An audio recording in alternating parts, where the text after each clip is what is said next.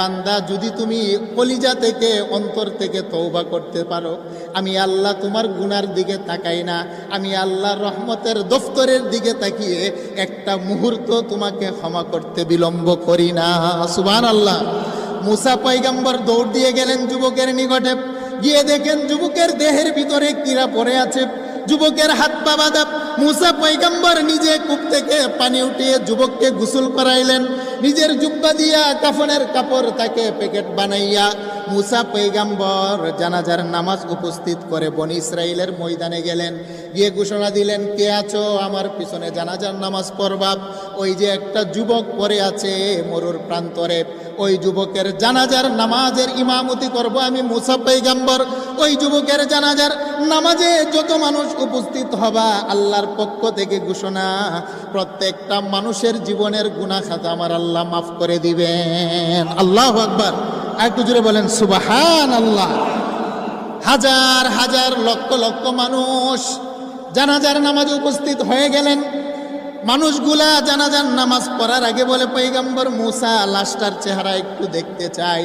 মুসা পয়গম্বর সারিবদ্ধভাবে মানুষগুলাকে যুবকের চেহারা দেখার অনুমতি দিলেন।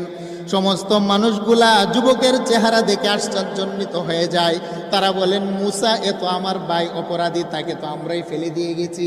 বাবা বলে, মুসা সে তো আমার সন্তান, এমন কোনো অপরাধ নাই আমার সন্তান করে নাই, তার অপরাধের কারণে অতিষ্ঠ হয়ে আমি বাবাই তো সন্তানকে এখানে হাত পা ফেলে দিয়ে বেঁধে ফেললাম।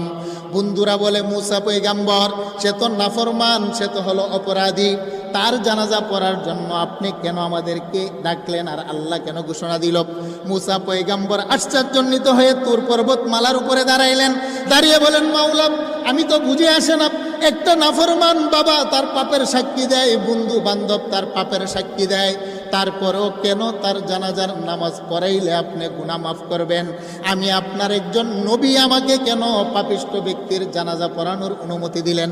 আল্লাহ বলেন, মুসারে প্রশ্ন করো না, মানুষগুলা তো সমাজের মানুষ, তার পাপ দেখেছে, জীবনের শেষ লগ্নে এসে তওবায়ে নাসুহা যে অন্তর থেকে করেছে, সমাজের মানুষ তার কলিজার খবর দেখে নাই। আল্লাহু আকবার বলেন। আল্লাহ বলেন, মুসা লা তাখুযুহু সিনাতু ওয়ালা নাওম। মানুষ পাপ করার পরে ঘুমিয়ে যায়, মানুষ কি পাপ করছে সে নিজেও জানে না। আরে মুসা, সকালবেলা পাপ করলে বিকাল পর্যন্ত আমি আল্লাহ অপেক্ষা করি, বিকালবেলা পাপ করলে ফজর পর্যন্ত আমি আল্লাহ অপেক্ষা করি। মানুষগুলা ঘুমিয়ে যায়। লা তাখুযুহু সিনাতু